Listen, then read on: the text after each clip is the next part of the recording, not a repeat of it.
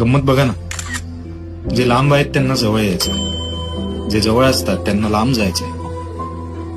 खूप काही बोलून बसलो म्हणून काही लोक भीतायत, थोडं तरी बोलायला हवं होतं म्हणून काही लोक पछतावतायत. इन्स्टा स्टोरी बघायला तयार आहेत पण खरी स्टोरी ऐकायला तयार नाही. मीच का घ्यायचा पुढाकार हा प्रश्न काहींना, तर मी का घेतली माघार हा प्रश्न काहींना. आठवणींची जागा अहंकारानं कधी घेतली, जिथे ओलावा होता तिथं ठिणगी कधी पेटली. मान्य आहे काही विस्कटलेल्या गोष्टी पुन्हा आवरता येत नाही,